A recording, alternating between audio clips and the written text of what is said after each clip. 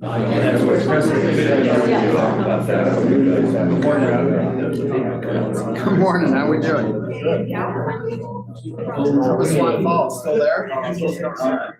Jennifer, are you are you recording?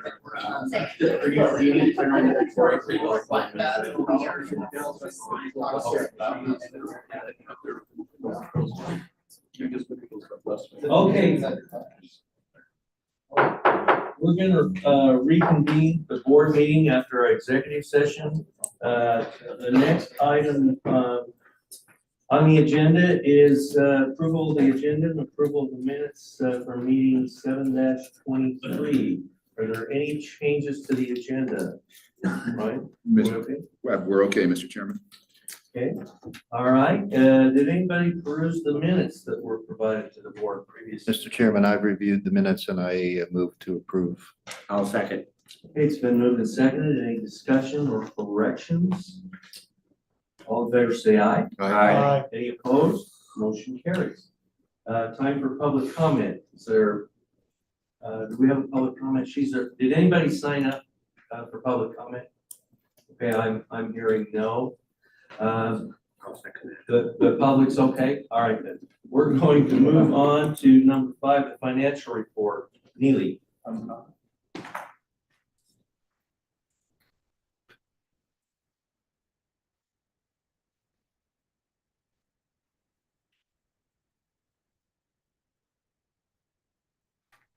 morning, Mr. Chairman, members of the board. I'll be giving a financial report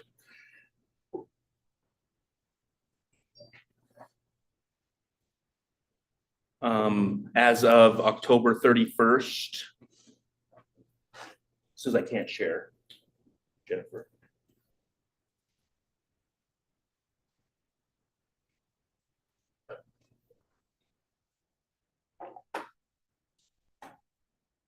Got it now. I'll be giving a financial report as of August 31st, 2023, summarizing the board's 3 primary accounts: the secondary fund, revolving development account, and the water management account. In the secondary aquifer fund, the board has a committed earmarked but not dispersed balance of roughly $32 million and an uncommitted balance of approximately $4.9 million. In the revolving development account, the board has a committed earmarked but not dispersed balance of roughly $33.8 million, loan principal outstanding of roughly $17.3 million, an uncommitted balance of approximately $3.3 million, and anticipated loanable funds available over the next year of almost $7 million. In the water management account, the board has an obligated balance of approximately $165 million and an unobligated balance of approximately $132 million. Taken together with those 3 accounts, the total committed, earmarked, obligated, but not dispersed balance is $230,694,935. Total loan principal outstanding of $17,338,353, and a total uncommitted, unobligated balance of approximately $140,598,923.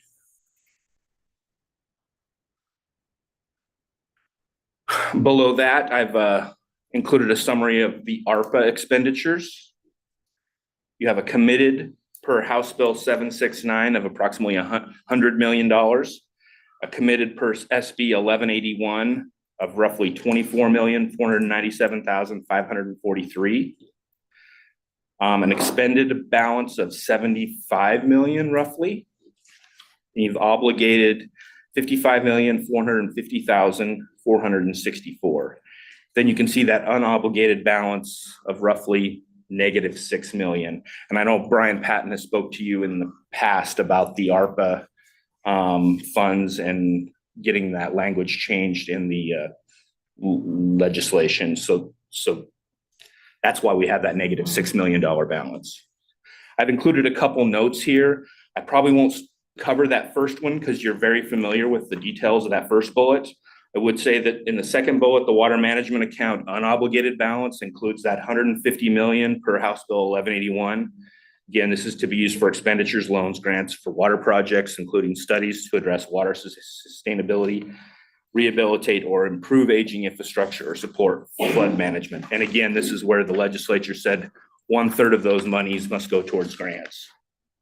I've also got a bullet here that mentions that the water management account includes that 25 million obligated for aging infrastructure grants. That was the round 1 and round 2 that you have awarded in the past year. And then, as you'll recall, at the July board meeting, you awarded roughly $59 million in regional water sustainability funds. The 22.7 million of the non-ARPA eligible regional water sustainability projects is awarded out of this account. And with that, I would stand for any questions. Any questions for Neely? Hey, just a thought, I think to clarify where we're at with the ARPA, shouldn't we be showing the SB 1181 as a $50 million appropriation, and then somewhere show a clawback of the unobligated portion of the 100 million? Neely, Brian? That does make sense. I mean, as I understand it, a little over 25 million of the 100 million was pulled back because we hadn't obligated that, or actually spent the money. So I think we need to track that in that manner, and then show the current 50 million as being 50 million on the book. That's correct. Okay. Okay, any other questions? Okay, all right, thank you, Neely. Thank you. Okay, Anderson Ranch dam raise, Cynthia.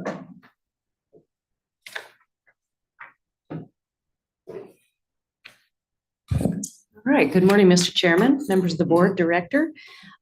We have Lainey Paquin is with us today virtually. She's going to give you a briefing on the project, and then I just have one follow-up topic that I'd like to discuss with you after she's finished her comments. Good morning, Lainey. Thank you, Cynthia. Good morning, Mr. Chair, board members. Pleased to be with you. Do apologize for not being there in person, but I'm thankful for the chance to provide this update on the Anderson Ranch Dam Raise project. Welcome, Lainey. Thank you, Mr. Chair. Last update, I reported that we had completed several important reviews of our 30% design package for both the dam raise and rim projects. Those reviews in particular included constructability review for the dam raise component and what we call value engineering studies for both the dam raise and rim project components. Out of those reviews, we have identified a number of ideas and alternatives that could potentially yield some considerable benefits for this project overall. And I thought what I would do today is provide you all a sense of what some of those alternatives look like and describe how we are weaving them into our next design phase and what that means for our environmental compliance work. So on that note, just to give you a sense of some of the benefits we're seeing from the alternatives and concepts identified in our reviews. The first, which is really important, is the potential for reduced construction risk. And by that, I mean improvements to our construction methods that could reduce the risk of delays during the construction period. I know that all of you are familiar with the challenges on keeping on construction schedules, and here's where we have identified a number of approaches that could really help minimize those risks. So, for example, when we look at the dam raise part, we have identified a different approach to raising the embankment portion of the dam that leaves the existing security berm in place and incorporates that into the actual embankment raise itself. So again, just sharing conceptually here, we're working out a lot of those details. Another benefit we're finding is ideas on how to better sequence the construction schedule itself, which would potentially reduce the overall construction schedule and hence the whole project schedule. And in some cases, the real benefit there is an ability to offset where we see other parts of the project construction schedule being extended, again, as we get more details into the design aspects. Another area of improvement that we're identifying is the potential for reduced environmental effects. So for example, we have some ideas about adapting the size of riprap that we're using for erosion control that may allow us to source material closer to the construction site and thereby reducing the effects of hauling materials long distances. And a different approach to actually placing the erosion control so that we would be using less riprap material overall. Some other benefits we're seeing is improvement for public experience, the public use of the reservoir. We're collaborating very closely with the Forest Service and looking to see how the replacement of impacted recreation areas could be better designed to meet the needs of recreators there at Anderson Ranch Reservoir. So neat ideas coming out there. And then obviously, very importantly, we are seeing opportunities for cost savings.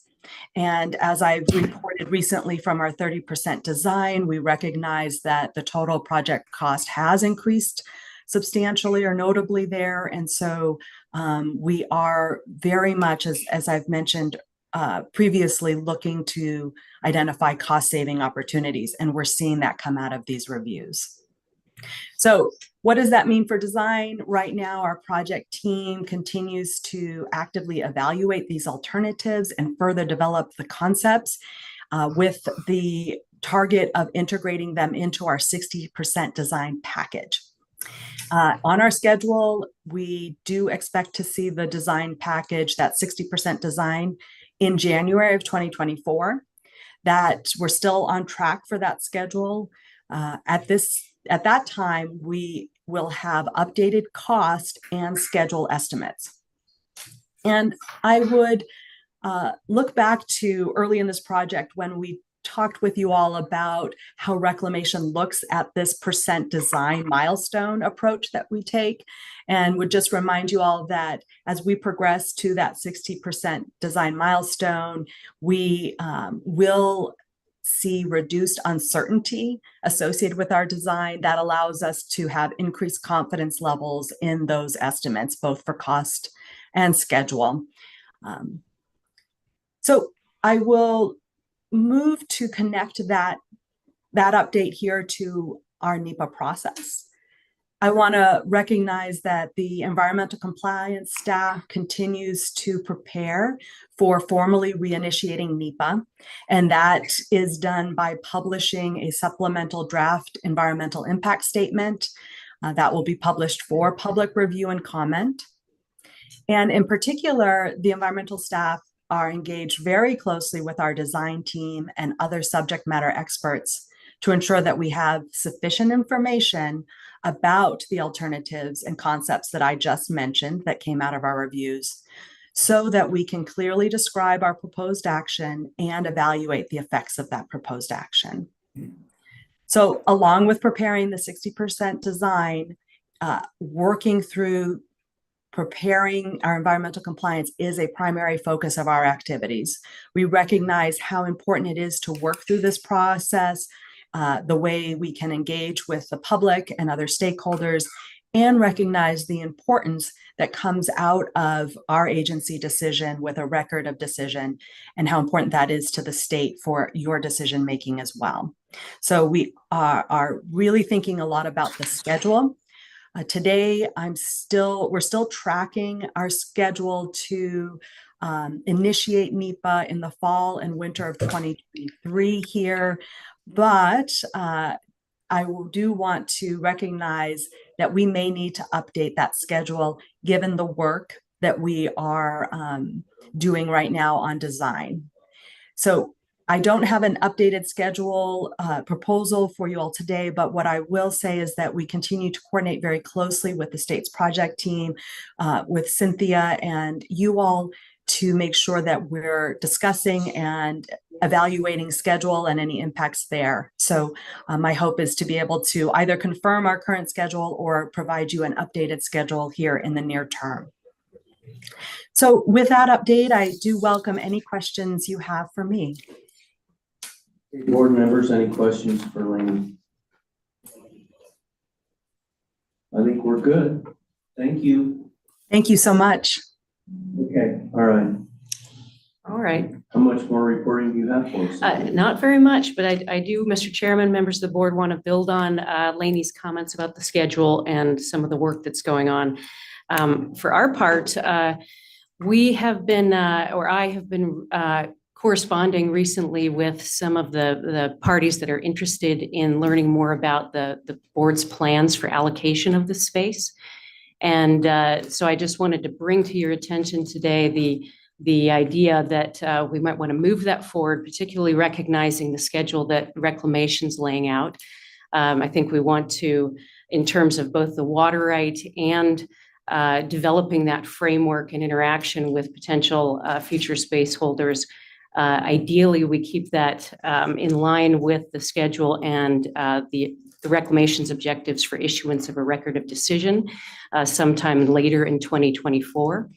At that time, I think after that record of decision is issued, then of course Reclamation will move forward with steps to initiate contracting and construction. So with that in mind, I guess the parties out there would be interested to know, both for their planning purposes and for us to continue to engage with them in the water rights process. They'd like to learn more about what the board's intent is in terms of the water allocation process. In previous meetings, we've discussed with the board the possibility of having that discussion in a storage committee meeting, potentially rolling out a framework or some options that the board is considering. And that, I think, has been received well by the parties that I've spoken with. I've also received comments that they appreciated the survey that the board performed a couple of years ago to learn more about the potential interest. So that may be a mechanism that the board can use to roll out some information about the ideas in the framework and then receive additional information about what the interest level is, what the how parties intend to use the water, that kind of thing that may help inform you all as you're developing that process.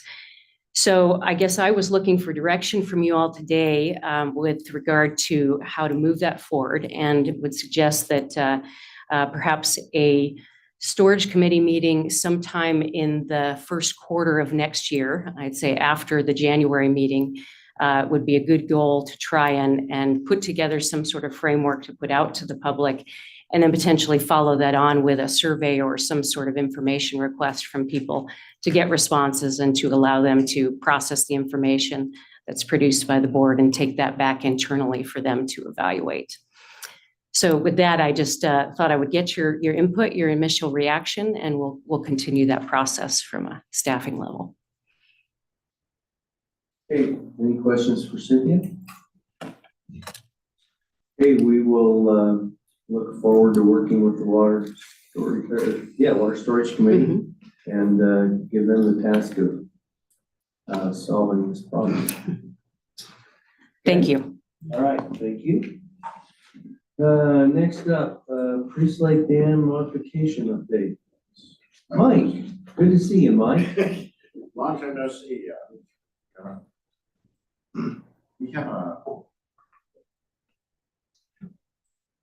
Yes. A little presentation.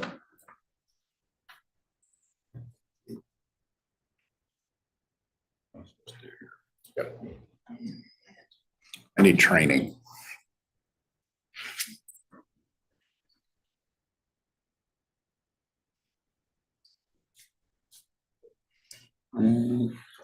There we go.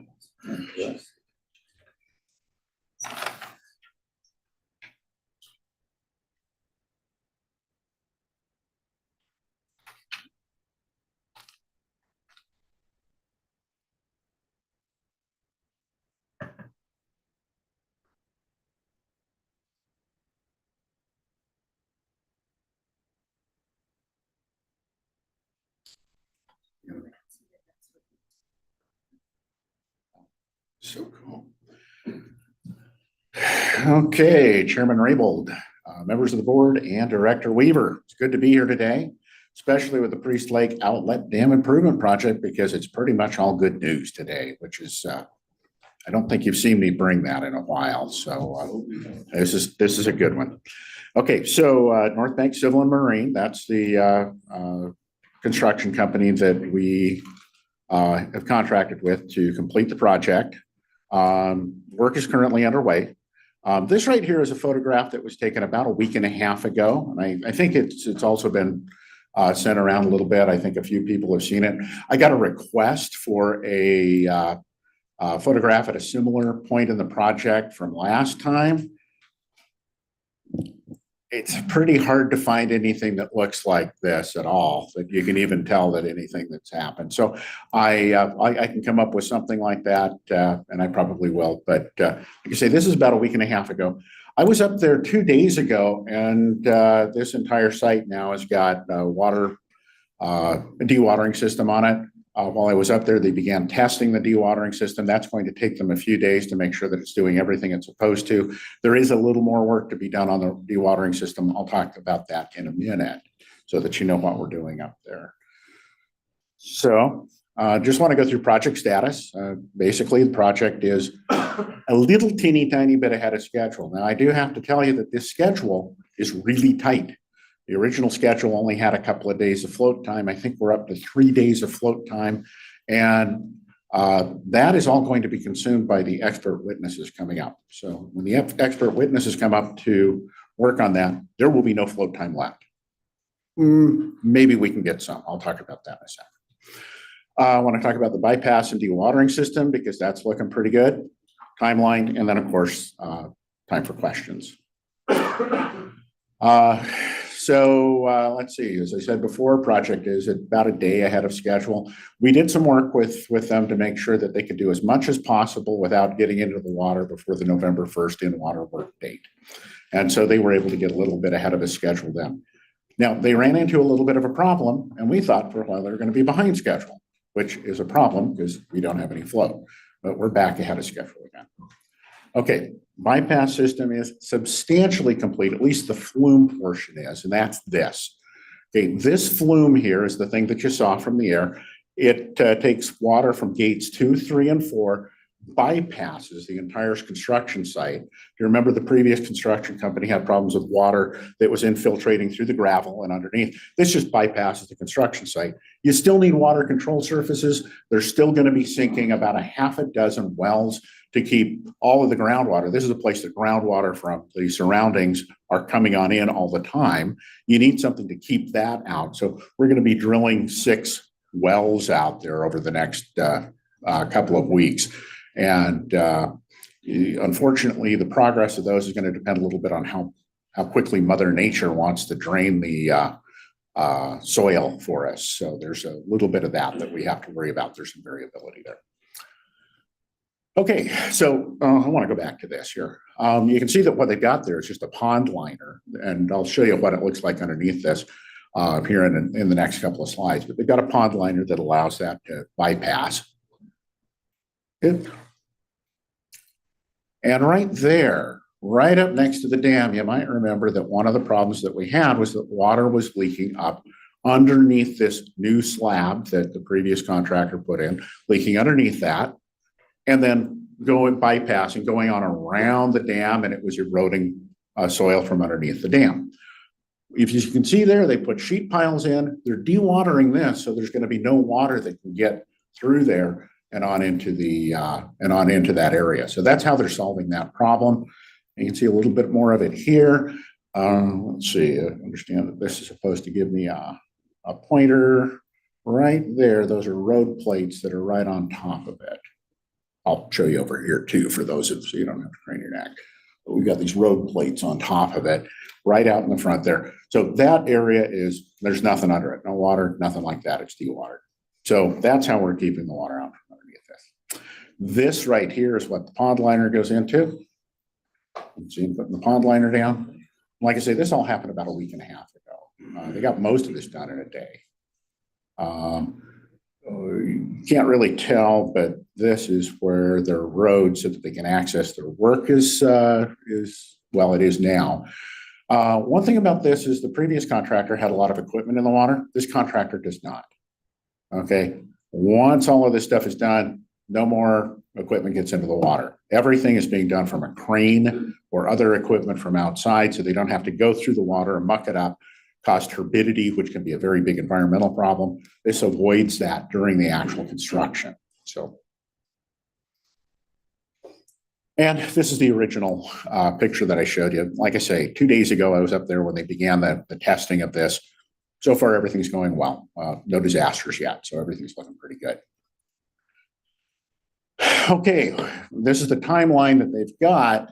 Again, this is very tight. There's not really any slip in there except the 3 days that we're giving to the folks who want to come out and do testing, the litigators who want to come out and test. There is an opportunity, though, in the event, and it looks like this is happening. Remember those deep water wells I talked about?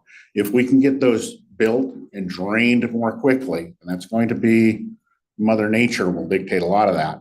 We can get those built and drained more quickly, then we might be able to move this up from the time that the litigators can be out there from the 20th of December back to the 11th of December. We could be as early as that. That's all float time that helps us reduce risk in the schedule.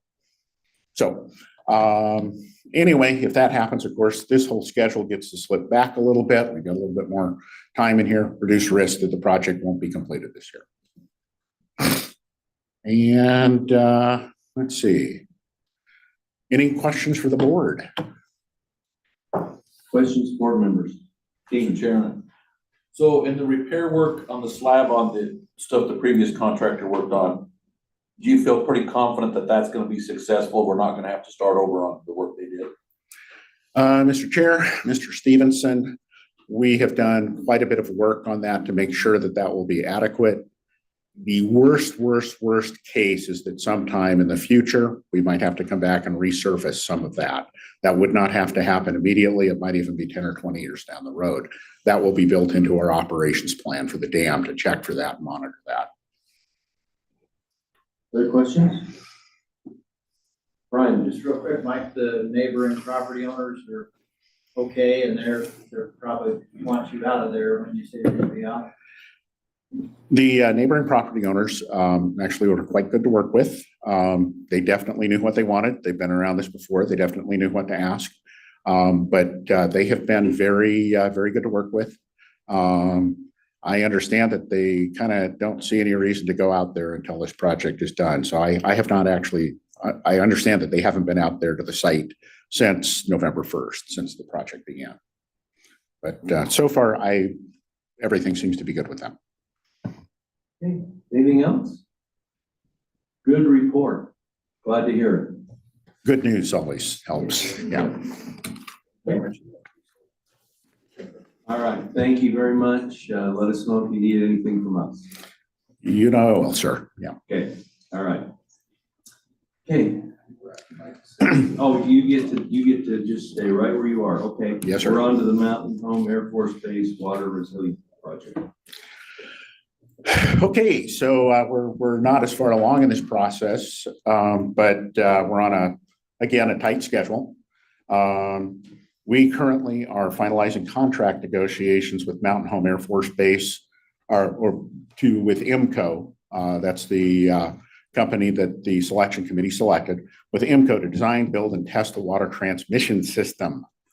Okay, so that water transmission system includes an inlet at the dam, something to suck water up. That, of course, concerns anybody working in the dam there. We've got a pumping station, and then we've got 14.4 miles of pipe out to the base that they're going to be putting in for us. We are in the middle of negotiations. In fact, immediately after I meet with you, we're going to go back into some more negotiations with IMCO to talk about that. I'd like to spend a couple of minutes talking about IMCO's bid. Okay, IMCO's bid was quite low. That concerned us a little bit. Now, you might remember last year, I came to you with and indicated that the construction cost, or the entire cost of the project, to us would be about $52 million, and I hedged a bit and I said it could be all the way up to 62 million if current economic conditions can continue.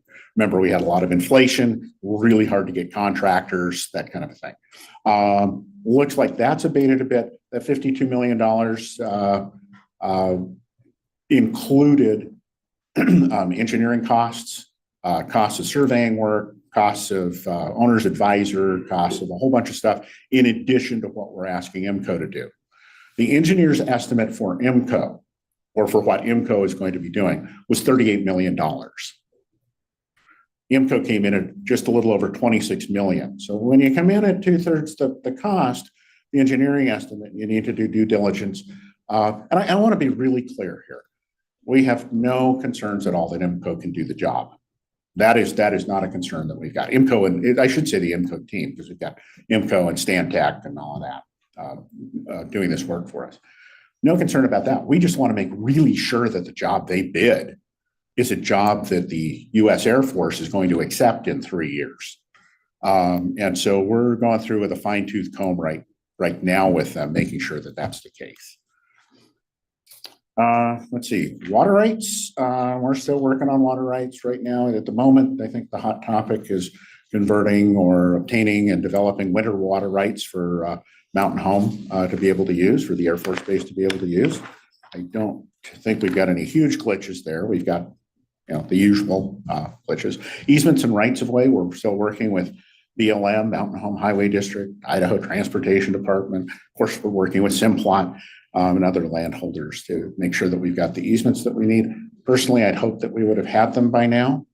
And we do get questions about the status of that from our design builder occasionally, a lot occasionally, but that's in process too. And let's see, Air Force's water treatment plant, only one design build firm, RSCI, was pre-qualified for that. As an aside, RSCI was one of the 3 design build firms that bid on our portion of the project as well. Anyway, they're the only ones that were pre-qualified, but I have no information on whether contract negotiations are completed and whether or not they've been awarded a contract at this point. I don't have any information on that from the Air Force. But in any event, it's anticipated that our portion will be completed in early summer 2025, so that they will have water to commission their system whenever they build it. Any questions from the board for me? Questions on the Air Force Base? Mr. Chairman, Mike, I just have one. It kind of refresh my memory now. IMCO is going to bring the water to the base from the river. Like the pumping, the pipe in, and that's their responsibility. Beyond that, or they have more? So, Mr. Chairman, Mr. Van Stone, so as you know, the project is divided into 2 pieces.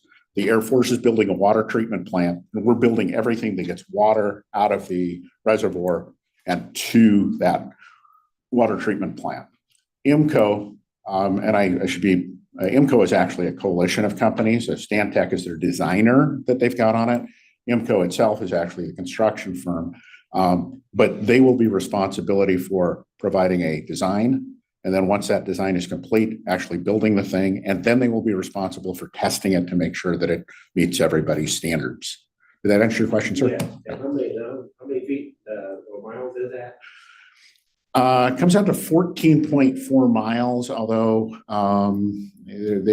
in the process, we've been saying 14.4. We added about 200 yards to it to accommodate the Air Force at the front gate.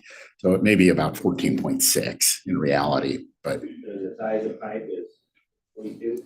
No, it's not that big. It's going to be, it varies in size as the conditions change, but it's anywhere from, I believe, the schedule calls for 22-inch all the way down to 18-inch, I believe is what the schedule is calling for. It varies in size, but it's in that ballpark, but it's not as big as 42. Thank you. Joanne? Mr. Chair, just one additional question on Board Member Van Stone's. What is the lift from the river? How many feet? There's about, come up and then back down around 600 feet. Total head, that includes the friction and all of that. The lift itself is 400 and some odd feet. Anyway, so by the time you get done, though, you have to make sure that you account for all that friction. So the pumps are sized to take care of friction loss. Also, you have to lift it up to whatever the highest point is. During normal operation, you really only have to worry about anybody who's dealt with a siphon understands this. You only have to worry about the beginning point and the end point. But to get the thing fully charged, you have to get that water all the way up the hill to start with. So you still need pumps and everything else that can take it all the way to the top and back down. So depends on whether we want to talk about the net difference between Mountain Home and the bottom of the reservoir, or the point in the reservoir we're bringing it out of, or that high point, but there's a little bit of a difference there. Did that answer your question, ma'am? 400 to 600 feet. Just to follow up to that, but we don't have to provide pressurization for the base. We just have to get the water to the base, and they will repressurize it after it goes through the water treatment facility. Yes, sir. That is correct. It's going to go into 2 tanks. We've arranged with the Air Force that the very first things they will build are those tanks. So our folks can get their commissioning and testing done by putting into those tanks. The Air Force is also taking care of, if we fill the tanks, they are supposed to provide a place to put the water. They got a big golf course, I understand, might want to use it. Yeah. Okay. Brian, Mike, do we provide, in our engineering services and survey, do we provide the rock profiles and soil profiles for the pipeline, or is that part of it? Everything with the pipeline, including all of that work, is on us. We've contracted with JUB Engineering to do some of that. We've got contract with a couple of geotechnical engineering firms, and of course, we're going to be working with our design builder on that too. So that is, of course, going to be a lot of continuous work throughout the project. anything else? Does the state, now this is a group, this contractor is a coalition of other contractors. Mm-hmm. Does the state work with these folks before? Have you worked with these folks before? Yes, sir. They're Stantec. Yeah, and he's from Stantec. He's actually leading the engineers on it. And then IMCO, the state has also worked with them as well on various projects. We have not, our agency has not, but other agencies have. Okay, all right. I think you need to go sit down now. I need to go do super duper hard work in negotiating, sir. And you're the man for that job, so get after it. Okay. All right, do we want to tackle aging infrastructure? All right, let's go on to the next agenda item, aging infrastructure grant awards.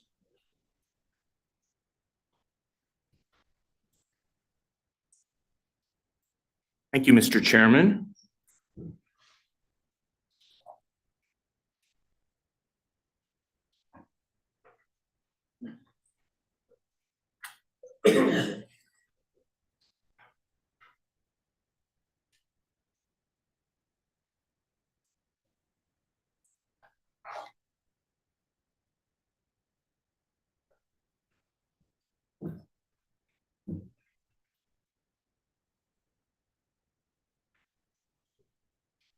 Trying to share my screen.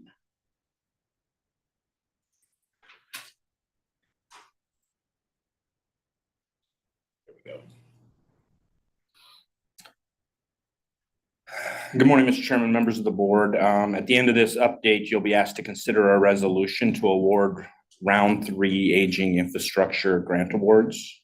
As you'll recall, the application period for the board's 3rd round of aging infrastructure funding closed on August 4th, 2023. The board received 23 grant applications requesting a little over $11 million in funding. Applications were evaluated, scored, and ranked according to the criteria adopted by the board. The Finance Committee met on November 1st, 2023 and discussed the projects and recommended the board approve aging infrastructure grant awards as specified in Attachment A, included with the attached resolution. Then attached to this memo, there's a resolution with Attachment A, and then I've also attached a proposed funding timeline for 2024 and 2025, which I can discuss after you've considered the resolution. With that, I would stand for any questions. Any questions for Neely? Chairman, just one question. The resolution will include all the applications for the grants. Is there one That is correct. It would have, you'd approve the full 11 something million dollars with the adoption of the resolution. Mr. Chairman, I go ahead and make the motion to approve the resolution for the aging infrastructure grant. Yes. Second. Okay, it's been moved and seconded. Any discussion on the resolution? Okay, we'll proceed with a roll call vote. I'm going to abstain from voting. One of these grants directly affects another entity, which I'm a part of. So overall, I support, but I will be abstaining. Okay, Jennifer? Mr. Barker? I have to abstain from voting on the same grounds that Mr. Chairman has abstained. Ms. Cole-Hansen? Aye. Mr. Gibbs? Aye. Mr. McMahon? Aye. Mr. Olmstead? Aye. Mr. Stevenson? Aye. Mr. Van Stone? Aye. Chairman Raybould? Abstain. Okay, motion carries. Okay. That was very easy. Thank you. Thank you, Mr. Chairman. I guess I would just like to highlight briefly here, I've shared on the screen timeline for the grants for the upcoming year. I just wanted to make you aware of that timeline. As you can see here, the next round of aging infrastructure. I know this is hard to see on the screen, but in your materials, you can zoom in. Those applications are due December 1st. And the anticipation is to award those in January or February. And then the contracting process is listed here. We also have the request for regional water sustainability are also due on December 1st. You can see that process here. That is an annual deadline. Then looking forward into 2024, you can see the annual flood grant deadline here in blue. It's that first Friday of June. Awards would be made at the July board meeting, and then staff would move into the contracting phase. Staff, in consultation with the finance chair, is proposing dates for aging infrastructure in the next year of an application deadline roughly August 1st, with awards to be made in September or October, and then another round of aging infrastructure grant applications due December 1st, with again awards in January or February. So I just wanted to make you aware that's proposed timeline for those various grant programs over the next year. And with that, my update is complete. Okay, all right. Thank you. I'm gonna poll the board. Do we need a break now, or do you want to delay that till after the next agenda item, which might take a little time?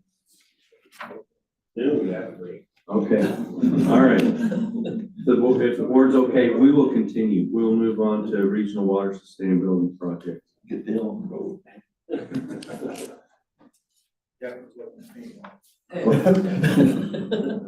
Well, You okay? Thank you, Mr. Chair, members of the board. Maybe neither of you break, but I just would like to highlight here at the end of my update, you'll be asked to consider a resolution to approve terms and conditions for selected regional water sustainability projects. Just a little bit of background, as you'll recall at the July 2023 meeting, the board met in Moscow and approved 9 regional water sustainability fund projects for funding for a total of $59.4 million. They were funded through a combination of ARPA monies and state surplus funds. The projects that were funded are listed. I guess I need to share this. Oh, it is shared, okay. But I'm sharing the wrong one.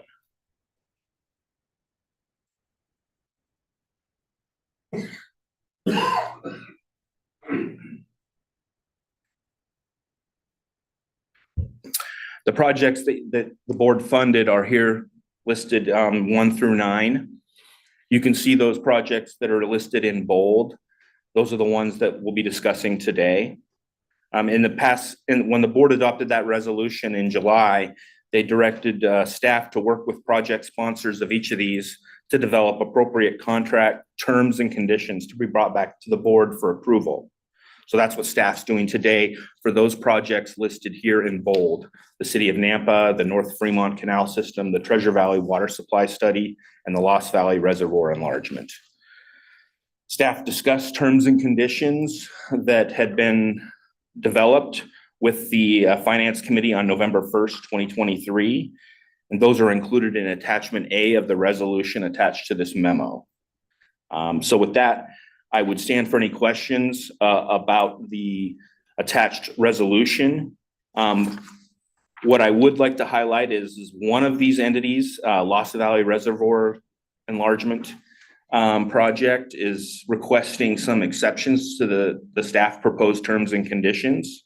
So current guidance by the board requests that each project sponsor provide documentation that the full cost share has been secured before contracts are executed. This time, the Lost Valley Reservoir Company has several requests. One being, can the board enter into an overarching contract that allows for incremental payments over a period of agreed time? In other words, can Lost Valley enter into a contract and receive payments before they secure the full $560,000? And then their second question for the board: is the board interested in purchasing Class D shares associated with this project? Staff has worked, Amy has worked with the Lost Valley folks, and they are here in attendance today, both Doug Jones and members from the Lost Valley board. I would stand for any questions from the board on how they would like to handle speaking with the Lost Valley folks. Your board members, do you have any questions for Neely? Mr. Chairman, I do have one question. So the cost share is relative to how much the total project cost is versus the award, right? Is that how, so we don't have a specific number? We don't have a specific number. It's unique to each project.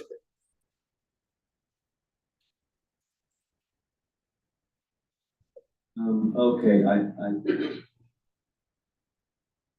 I suppose that we could take a minute and hear from the Lost Valley folks and let them explain what the exception that they're requesting is and why they need the exception that would be different from the other contracts that we're putting in place. Do we have someone here from Lost Valley? Yeah, do we? Doug, do you have representatives from Lost Valley? Yes. Okay. Yeah, Mr. Chairman, I'll make a couple of brief comments to introduce them as board members to speak to some of the questions and answer some of the discussion we had at the Finance Committee a couple of weeks back. My first comment would be that I'm guilty. I think pretty much everybody else in the room fell into the same pattern. The agenda for the Finance Committee meeting, we talked about loans and repayments and things. And when we moved to the grants section, we were all still in that same mindset. And some of the questions came about repayment, which would be completely applicable to a loan, but this is a grant proposal.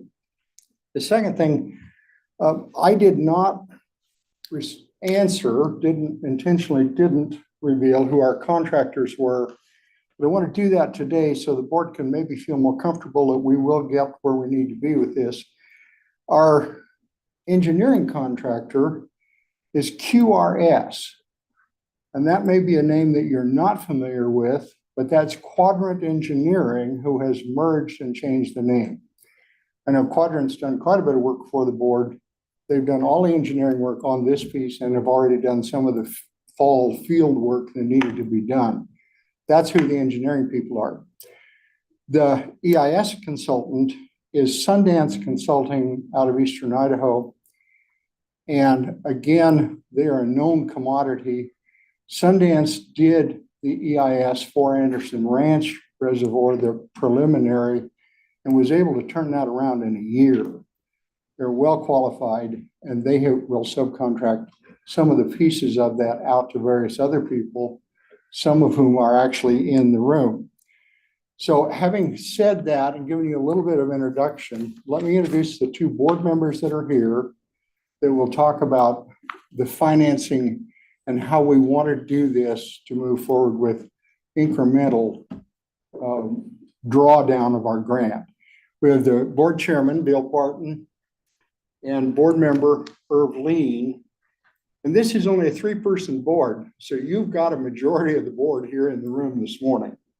So I think Irv's going to lead off with the comments, and Mr. Chairman, I'll be here to answer any questions you may have of me. Mr. Chairman, I do have one question, Doug, if I could. So you mentioned that the Sundance outfit did the EIS for Anderson Ranch Race. The preliminary, the We're first, still doing an EIS. yeah, they We did haven't the got it first, done yet. the first round, the preliminary work. Did they do the work for the draft that was in the feasibility study? I think that's a piece they did, yes. But that's not. Cynthia might be able to answer your question now. Okay, sorry. Yeah, Mr. Chairman, members of the board, I believe that Sundance was one of the consultants that coordinated, that worked with Bureau of Reclamation on the initial draft EIS. Okay. Gentlemen. Well, hello, board. I'm Irv Lean. I don't have a fancy PowerPoint like all the rest of them do. I have the old pen and paper method here. But for starters, I'd like to thank you all for the grant money. It's jump-started us a little bit on the Lost Valley. It has been a project that, as you guys are well aware, been going on for ever and ever and ever. I think it started in early 90s. The reason that we would like the exceptions a little bit on the contract partly is because of how we're raising our cost match. The sale of the D shares is raising the funds to raise the reservoir up. There's 16,000 shares that are available for sale. Out of those, I think there's about 3,600 that were left. We suspended sales of those shares for a time, simply because we hadn't really heard back from the state. And kind of, I think through the back channels, we were told that the state wasn't all that interested in most water shares. So we put those back up on the market again. And as of today, most of all the shares are pending. The 3,600, we haven't heard back, but they've been offered out, and we just haven't heard back on those yet. We put our cost match for the 16,000 shares would be $35 per share. That would get us the $560. We split that into 2 payments to our shareholders, to the people buying the shares in the Little Weezer River Valley. The reason for that was they're all mainly just farmers and ranchers there. Probably the largest commodity that's grown is hay. You guys know last year was a great hay year for dollars. This year it's not so great. Hay is worth about half. And so we figured that the EIS is going to take year to 2 years to do. So we split the first payment at $1,750. The people have sent in their money. And then they signed a little sheet that says they'll send in the other $1,750. And that's how we're matching our dollars for the board. When we, at the finance committee meeting, I think Chairman Raybould used the little analogy of the gas can and what's going to happen if we get down the road and our 5-gallon can is empty and the state's is still full.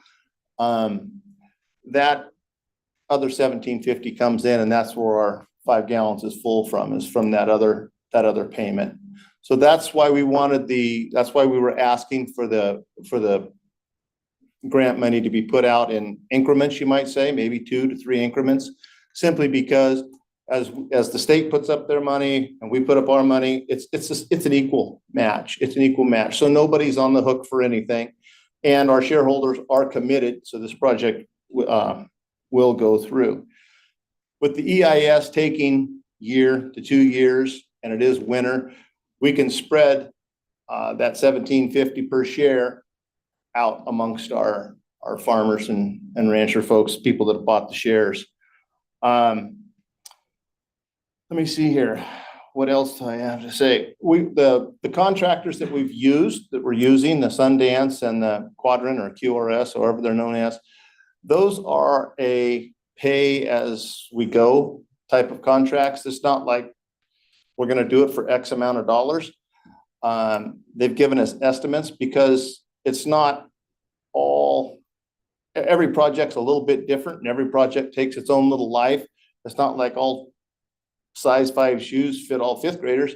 It's each project's unique. And so we decided to go down the road of I'll just call it pay as we play type of a scenario, so that we can use parts that don't pertain to us. We don't have to pay for. We're an over contract. A contract that takes in everything would have portions that may not pertain to Lost Valley that we would have to pay for. So that's why we chose the pay as we play or pay as you go type of setup. We have gotten estimates from them, and I know that the estimates were asked for. I kind of hesitate to give you any numbers. I'd be happy to discuss them with you in private. I can just tell you that they're all so far within budget. I just don't want to finance somebody's Christmas party. If we've budgeted more money in there and their estimates have come in less. So I don't really want to put that out to public, because who knows there. But if any of you guys would like to see those numbers privately, I'd be happy to share those with you.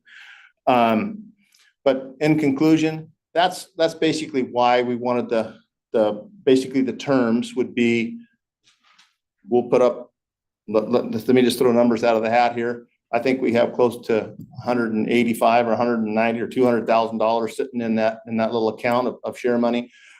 If we put up 200 and the state puts up 200, that'll get us down the road. And then we bring our money back in again and match it again in payments. So that's kind of where we're at with that. And that's why we were wanting to ask it instead of bringing it all in at one. We're just spreading the time out for our shareholders in the valley. So with that, I'd take any questions if you have some. Any questions? Al? Sure. Chairman, what's the due date for the second payment, the second 1750? When is that to be collected? So it's pay as we go. We don't have a debt on due date. We put it out there for next year. So they've put up their money this year, and it is all, they all know it's at-risk money because we got to get the EIS approved. So it will be, I'm assuming, and you know what assumptions do to you, but I'm assuming that it will probably be summertime of next year. Any other questions? So my rough math would indicate that you've got about 12,400 Class D shares subscribed to, and you received the 1750 on all of those shares? Yes, sir. Now there's about 3,600 that are out there. In fact, I don't know exactly what the amount is on the Dale. What is the amount in the account right now? Over 180,000. Over 180,000. I think at the finance committee, I think Doug told you it was like 175 or something like that. And I think there's some checks still coming in. Okay, so you have 180,000 cash in fist and potentially some more coming in. And then, but there is no firm commitment on a timeline for the second installment. Yes, there is. Part of our So like July 1st, 2024? No, we don't have a date. Yeah. No, I think that's what Yeah. Mr. Barker asked. We don't have a date on that. We haven't asked for it yet. Okay. And part of that reason for that is that as we don't want to pull the money until we have to use the money for Sundance and for a QRS. I understand that, but back to my analogy with the car running out of gas. What do we do with the car halfway there and it's out of gas? How do we get to our destination? Well, when we would have that money coming in, when we know that that work is being done, then we would bill for it. We would bill our shareholders for it. And now we put a date out of the 15th, and some of it came in a little late, but we put it out at the October 15th for our first shareholders, and we got that money in. With that, they signed a little slip that says there's gonna be a second payment due. But we've pushed the second payment until next year. We did not put a date on that payment. Al, Is there a consequence to the shareholders for not making the second payment? They wouldn't get their water shares. They wouldn't get the new water. They wouldn't get the new water shares. they would forfeit their deposit Yep. on their subscription. Yep. Yep. And every person that's put up money knows that it is at-risk money. They know that and they know that there's another bill coming. Okay. Mark, did you have a question? I think Al asked the question, it was answered in what happens if the second payment doesn't come. Mr. Chairman, Dean, I guess one of the concerns I have is, and maybe I'm not seeing it right here, but you know, you talked about they understand it's at-risk money, but if they don't make the payments, then we have water board money, at-risk money. Right, if we're making the other half of that. Well, the water board money would only match money that Lost Valley puts into. So if we break it into the payments, like we would like, we'll just use the 175 number, it's a good number to use. If we put up 175 and you put up 175, the balance is still in the state's coffers. We haven't taken any of that. And then we bring up the other, it's gonna be more than 175, but another 175, and the state matched another 175. I think we're running equal as we go down. I don't think there's any, I guess I don't understand the question. I don't see where the state's at risk here. Well, it kind of goes back to Chairman Raybould. We get partway down, if money quits coming in, we've invested so much money without getting to the end of the road. That's the concern. If that, I don't, living there and knowing the people that have put up their money, I don't see this happening. But let's just play worst case scenario that it did happen. Then we would have to go back to the shareholders and say, listen, half of you didn't put up your money. We got to get some more money in, and we would have to do that. Or Lost Valley would have to. We're a small little outfit. We don't have a lot of money sitting in our accounts. We would have to figure out how to get money and go back to the shareholders. Yeah. Brian, Mr. Chairman, so I guess, if the scenario happens where there's a roadblock, EIS looks unfavorable or something and decide to take the off ramp, then so Dean's question, so we've got money invested, you've got money invested. Is there qualification in for a loan we kicked this around for, way before I was there, 30 years maybe. Mm-hmm. The only way we're gonna find out is to get to the end of the EIS. Mm-hmm. Other than that, I think if there's gonna be water, then there's gonna be buyers for the water. So Mhm.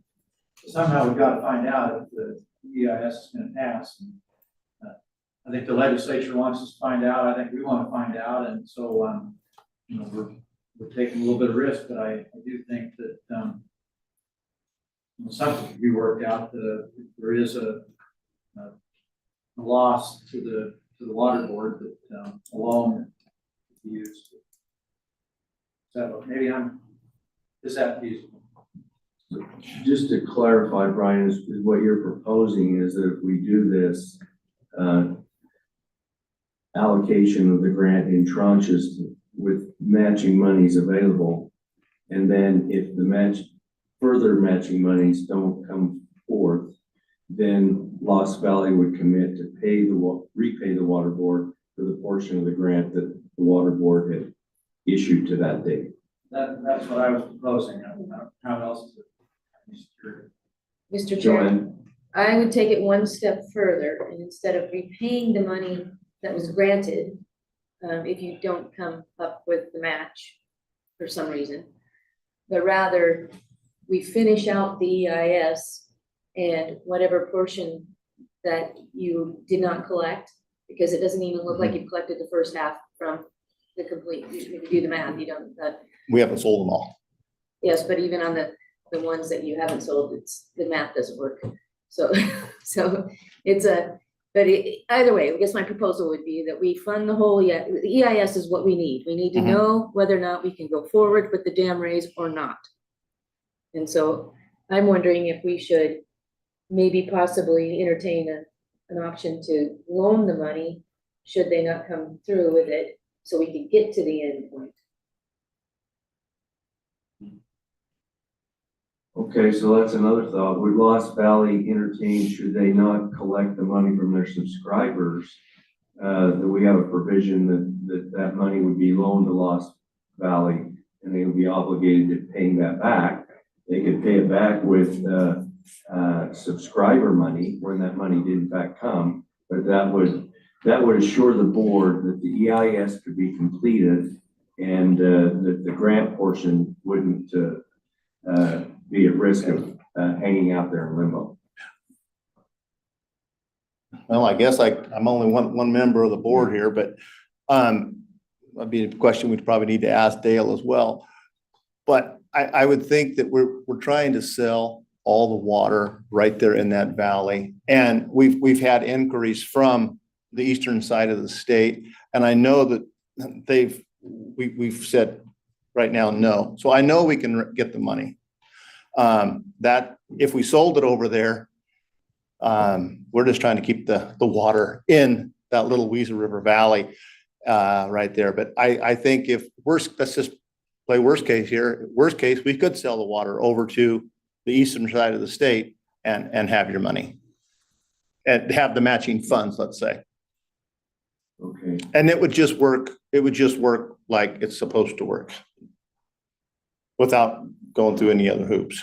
Okay, when do we, when's the intention to start working on the EIS? Do we have a little time here for you to go back and consult with your full board and perhaps inform your space holders within Lost Valley of any additional obligation the reservoir company may be taking on? Give us time to refine exactly how we could put together a plan that if the subscription money is not forthcoming, that there's a backfill from Lost Valley to keep the project moving forward. I could take it back, sure. I don't think it's necessary, but I could take that back to them. It's like Mr. Barton would like to comment. Sure. I'm sorry, Dale. Yeah, I like your idea of being guaranteed by a loan down the road. We do not anticipate defaulting. This EIS is not gonna, until it's completed, if we don't complete it, we've wasted our time. It has to be completed, and that's a good option. But we feel like if the cost overrun goes beyond the matching funds, we will probably go back to the stockholders again and say, hey, you've dug up $35, now we need another $5, or we need, if we're gonna see this to the end, we don't have any choice because of our aging infrastructure. We've gotta make this thing work one way or another, and it's a no-brainer not to raise this reservoir. If we go back and waste the money on a spillway and an outlet works that's inadequate now, and we have no more water to show for it, then yeah.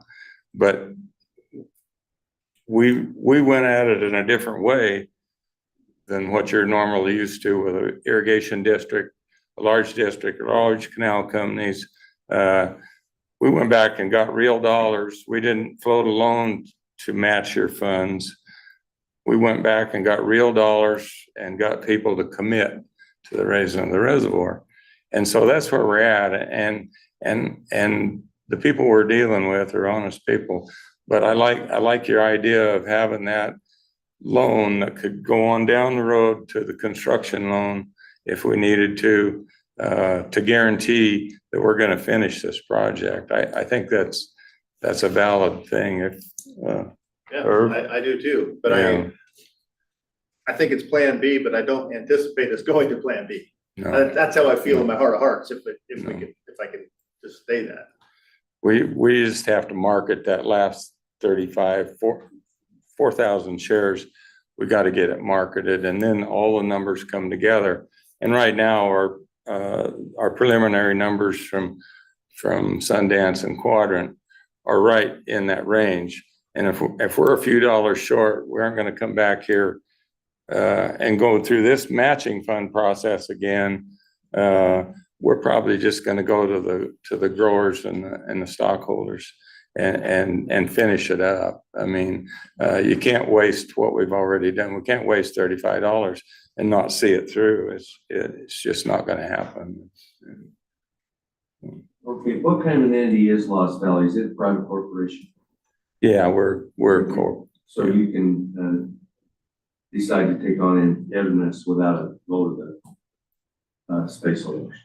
I'm sorry. Well, if it were an irrigation district, you couldn't obligate yourself to taking on a debt without an election of the patrons in your district. We have to take it to all the Yeah, shareholders. I think we have to take that to the shareholders. Okay, yeah, okay, so I think before we get too far down the road, I think this is a good plan, but I think you need to take it back to your board and then your shareholders. And we need to refine how we would put that together and give you that information so that you can intelligently describe to your group how this is gonna work. Yeah, I think our time frame is we'll have our annual meeting. We're gonna adopt our new bylaws that we drew up to accommodate for the raising of the reservoir in March. But I think the money that we're gonna have to put out, as long as we can work with the counting of our 180,000 we've collected right now, which is gonna be more than that, 188 now, it's gonna be more when all the checks get in and we sell the rest of the shares. We can take care of what few things the EIS is gonna do between now and March. There's not much you can do on squirrel studies or anything else. So we can, as long as you allow our money going out of the account as matching money, we can cover it until the first of the year when the actual work, the engineering, the EIS starts and really gets rolling. Then we will be paying their task orders as they come. But up until then, I think we have enough money to do that without your matching money, as long as we can do an accounting situation where we got a special construction account with Lost Valley, and all this money's going into that account. It is not commingled with our regular funds.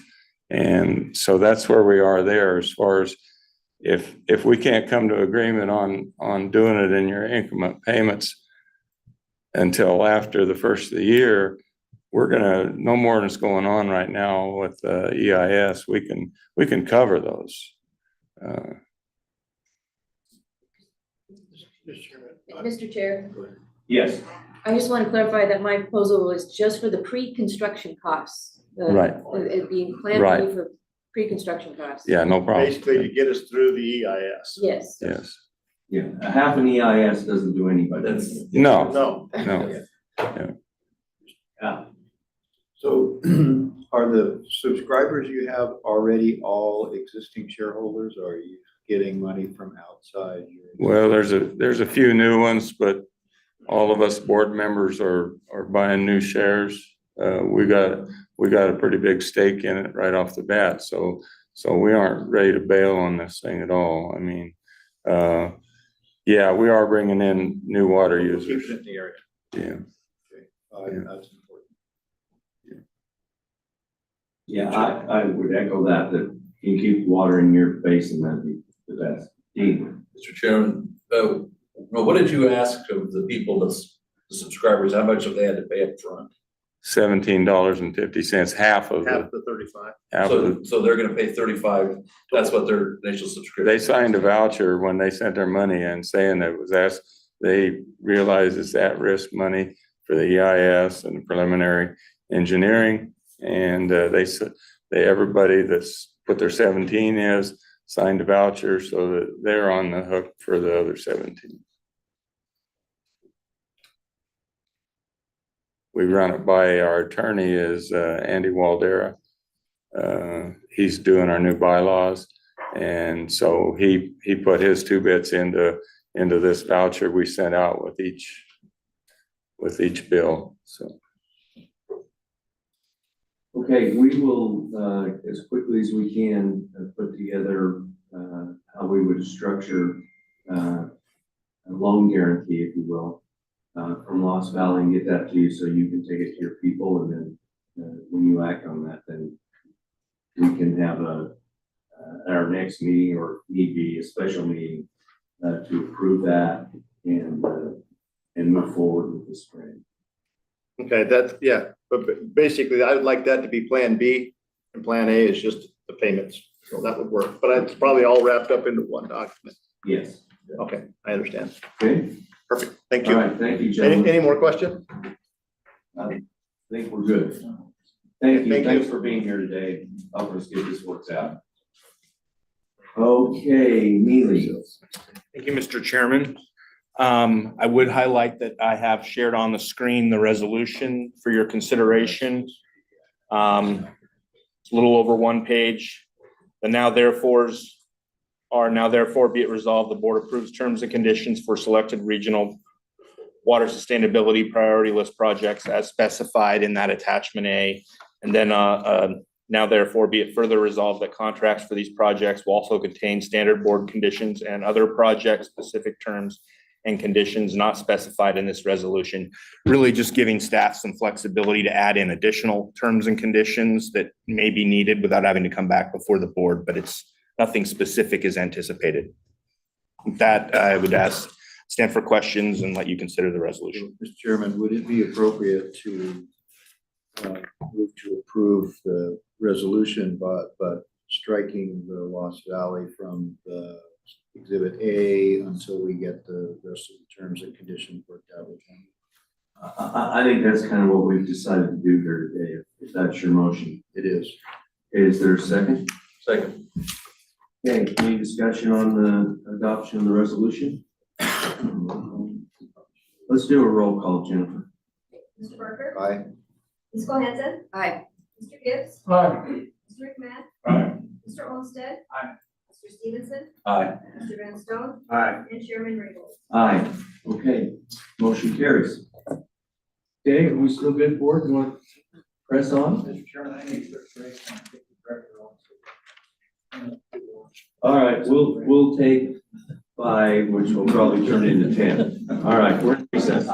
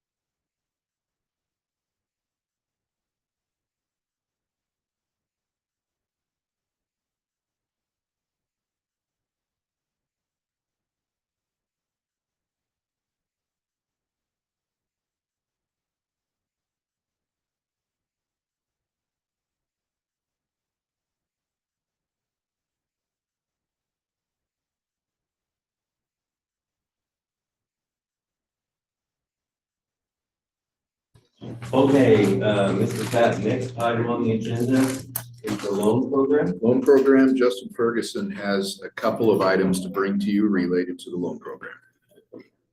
Morning. Welcome. A couple of items. I'll keep them brief so we can get Board Member Van Stone on the road. There you go.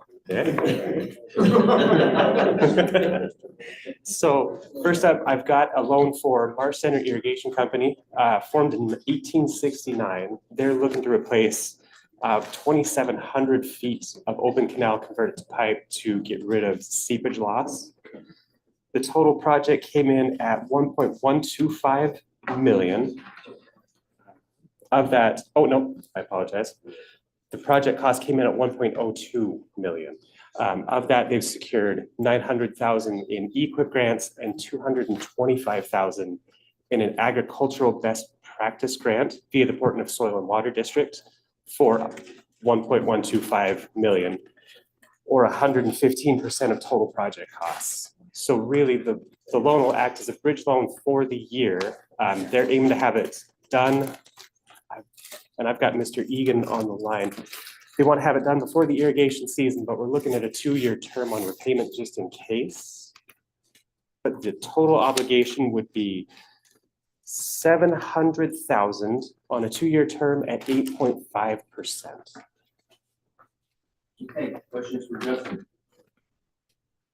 Mr. Chair, Yes. and then we approve this resolution.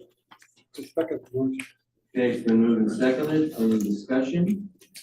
We will proceed to vote. Roll call vote, Jennifer. Mr. Barker? Aye. Ms. Cole-Hansen? Aye. Mr. Gibbs? Aye. Mr. McMahon? Aye. Mr. Olmstead? Aye. Mr. Stevenson? Aye. Mr. Redstone? Aye. And Chairman Raybould? Aye. Motion carries. All right. Next, I have 4 loan extensions and a single resolution to approve them all. Would you like to, depending on what's easier, I can pause between each and for your consideration, or I can go through all 4 and we could do the resolution at the end. Probably do it all together in a bundle. All Yeah. right. So first up, I have an extension for the Northside Canal Company. They had a loan approved back in November for $5 million. Mr. Alan Hanstein sent in a statement. They're applying for a Water Smart grant, and the applying for the grant isn't beyond their control. It's not extraordinary circumstances, but it would significantly reduce the financial burden to their constituents. And I believe Mr. Hanstein's on the line if we have questions, but they're looking for an extension through 2025 just to get the Water Smart grant done and get started on construction. Okay. Yeah, I think just keep going. Let somebody raise their hand. All right. Next, I have a contract extension for the Northside Pumping Company. They are requesting a little bit of an extension. They ran into some hangups with getting a final notice to proceed. Last I talked to Parley Hinton, it was close, but their resolution, their approval is also coming close. So we did the extension just to make sure everything's covered. So they're looking for an extension. Again, I was kicking it out to 2025 just in case something happens with this notice to proceed, but they're looking to get started here. I think they want to be done before irrigation starts this summer. Okay. All right. Okay, looks like we're okay to proceed. All right. Next, I have an extension for the King Hill Irrigation District. They ran into some problems with the Union Pacific Railroad's application, some hangups with the Bureau of Land Management and the Highway District out that way, trying to get easements in place so they can start construction. We were gonna extend that out to 2025. I did all of these to 25, so it's in the resolution together. But that would give them some more time to revise the Union Pacific application, get things straightened out with BLM, and then also work on a ownership of a parcel between the state of Idaho and the Highway District, clean up ownership so we know who can grant the easement. Okay. And the last one, and I've got representatives for the Raft River Recharge Group. They're looking for an extension again through 2025. The district was formed and certified. So right now we're looking for an extension just to kick that out, give them some time to get elections done and develop contract authority. So the idea will be this summer, we could come back, do the loan contract and do the regional sustainability contract towards July, August, and kind of two birds, one stone. But this would give them a little more time to get elections done and get everything in place to start getting on the hook for contracts. Okay, they're here. Do They are. Those representatives have any comments for? Are you good? I think we're good. Okay, they're good. Okay. All right. Any questions for Justin? Mr. Chairman, I have one. Justin, these are all 1-year extensions? 2-year. All 2 years. I did 2-year, only because with some of them, there's some permitting hangups, and that way we're not back this time next year, just in case something happens. Chairman, I move we approve all of these extensions. Okay, so moved and seconded that we adopt the resolution providing for the extensions for these loans. Let's do a roll call on this one as well. Thank you. Did Mr. McMahon second? Yes, he did. Thank you. Mr. Chairman, the resolution says extend for 1 year. Oh, Yes. and I can adjust that. I had actually meant to move it to Oh. December 2025. Sorry about that. Just a minute. Oh, just to clarify. Okay. Yeah. So with that correction, the motion stands in the second adopt. Okay. All right, we're ready for a vote. Mr. Barker? Abstain. Cole-Hansen? Aye. Mr. Gibbs? Aye. Mr. McMahon? Aye. Mr. Olmstead? Aye. Mr. Stevenson? Aye. Mr. Van Stone? Aye. And Chairman Raybould? Aye. Motion carries. All right, thank you. After extensions. Thank you.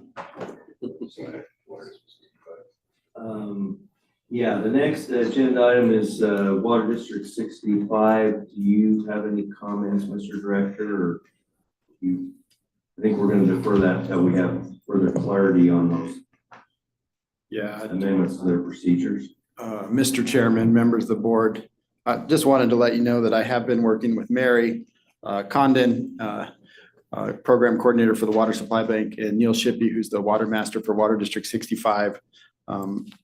That advisory committee in Basin 65 did adopt amended procedures for the rental pool in Basin 65 to address private leases, which is a historical practice. So this would be providing some rules and processes surrounding that. But Mary and I and the Water Master agree that there's existing some confusion about that term committee.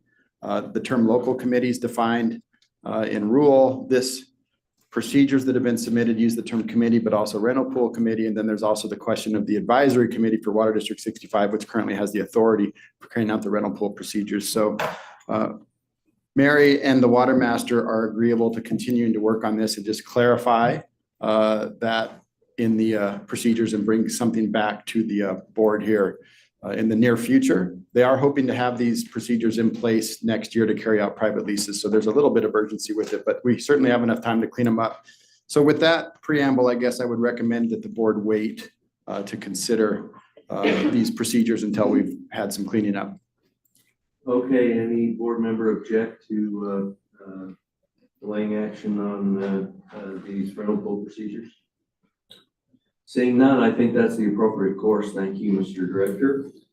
Mr. Chairman, do you need a motion for that or? we're good? No, I don't think so. Okay. We're just not taking an action. Okay, cloud seeding cost share. Morning, Mr. Chairman, members of the board, Director Weaver. I'm gonna just cut straight to the chase today. I have a resolution on the 3 items that I covered for you guys yesterday. They are all going to be in one resolution. So this resolution will cover the water user funding for the existing collaborative program, funding for the High Country RC&D, and then the funding I am requesting that has been set aside in reserve. So the resolution that you have in your books should be updated from yesterday to reflect the 13.5% that we discussed. So I'll start on line 61 with the now therefore be it resolved that the board agrees to commit additional one-time funding to help offset anticipated O&M funding shortages from the water users in each basin. And this is for the 23-24 season. Line 65, be it resolved, the board authorizes expenditures not to exceed $1,761,871. for the 2023-2024 season, which includes one-time expenditures to offset anticipated O&M funding shortages, contingent upon the water users paying the amounts reflected in this table. So again, the table is reflected, it's about 13.7% is 225, which is the Upper Snake's usual contribution to the program. So in total, that would be $456,000 that we would obtain from the water users to help offset some of that 2/3 cost. Mr. Chairman, is there any questions on that line item before I move on? Any questions for Kayla? I do have a question. Alan? Chairman, Kayla, I think, don't hold me to the number, but I believe that Water District 63 voted for 125 for this year, this season. We're budgeting 131 in this 13.7%. Okay, I will have to double check that, Mr. Chairman, Mr. Barker. I had 135. Yeah, I had 135, but I will go ahead and double check that number. Yes. Thank you. Yeah, absolutely. Okay, any other questions? I think we're good. Okay, the next item on here is going to be the reserve funding that I'm asking for, starting on line 77. Again, the board authorizes $200,000 from the program reserve that has already been set aside in your fiscal year budget to support existing cloud seeding program projects, program development and analyses. And again, that is from the $700,000 that was already set aside in program reserve. Any questions on that one? Questions for Kayla? I think we understand that. Okay, perfect. And then the last item on here is going to be in regard to the High Country RC&T contribution line item starting on 82. Again, the board is going to authorize expenditures not to exceed $40,000 for their O&M costs. And this is again, a not to exceed amount for the 2023-24 High Country RC&D operations. And Mr. Chairman, that is all I have for you on this resolution, and I will stand for any questions. Okay, any additional questions for Kayla before we review the resolution? Proceed to adopt it. Mark? Mr. Chairman, I move to adopt the resolution. Okay, is there a second? Second. Any discussion on the motion? Okay, we'll proceed to vote. Roll call vote, please. Mr. Barker. Aye. Ms. Cole-Hansen. Aye. Mr. Gibbs. Aye. Mr. McMahon. Aye. Mr. Olmstead. Aye. Mr. Stevenson. Aye. Mr. Van Stone. Aye. And Chairman Raybould. Aye. Motion carries. All right. Okay. Thank you, Mr. Chairman, members of the board. Okay, next item, I think we have some, board meeting dates for 2024 in front of us, or? Yes, in item 14 of your materials, you have, Mr. Chairman, members of the board, you have some proposed meeting dates for the 2024 calendar year. So we would ask that you adopt those proposed meeting dates so staff can start planning on making those arrangements. First, of course, January 19th, we'll be back in Boise associated with the Idaho Water Users Association. March will likely also be in Boise because the legislature will likely still be in session by then. May, we are thinking northern Idaho, perhaps Sandpoint, for a couple of reasons. One would be if everything goes well, we'll be done with the pre-slate construction. And then second piece is Shelley Key, would like some time to discuss potential Kootenai Basin communication. So that might be a good location to do that. July, we're thinking Bear River Country, perhaps at Bear Lake. We'll be working with Mark to come up with some meeting locations there. Don't yet have a meeting location that we're September yet, but that is what we're thinking in terms of. Okay, then in November, we'll be back here. Okay, everybody think that's okay? Okay, all right, entertain a motion to adopt the meeting dates for 2024. I so move. For a second? Second. All in favor, say aye. Aye. Any opposed? Motion carries. Okay, what we've all been waiting for. Our new director is going to give us a report. I'm sorry, Dale, he said he needs 90 minutes. We gotta hear from Matt. We might have some new ideas. Well, on the topic of new ideas, I guess, right? Thank you, Mr. Chairman and Board. I guess technically I presented to you in salmon remotely, but I was in the throes of COVID and pretty sick that day, so I don't remember exactly what we talked about. Hopefully I kept my remarks brief, and hopefully I'm not being redundant here. But I will say I'm happy to speak to you. I'll consider this officially and formally as the director. And maybe not 90 minutes, but at least an hour. Is that enough? Last close it down. That'll work. So You might run out of gas. yeah, so I asked Brian maybe what the board would be interested in hearing about, and he said maybe just the vision that I have for the department, which a lot of people are asking, what's the vision you have for the department? And the role between the department and the board. And I know that there's some interest in what I at least view the priorities of the department to be, so maybe I'll touch on some of those. And then we'll save a couple minutes at the end. I've asked Garrick Baxter to come up and give a brief overview of the decisions that came out of the district court yesterday regarding the surface water Cole-Hansen delivery call, which I did not know about until this morning when you all told me, what are all those decisions that were issued? Must have been a late day for Judge Wildman.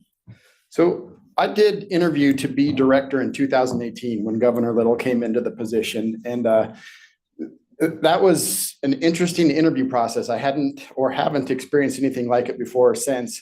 At one point, I was in the Senate caucus room in the Capitol being interviewed by about 30 people, and that interview process was all over the map. As you can imagine, a lot of people who had some ideas about water, people who had no idea, but very much I'll say the theme of that interview is if you were director, how would you change the department? What would you do to change the department? Maybe written into that, how we administer water, what the focus or changes need to be in the state. And did my best, I guess, to speak to some of that.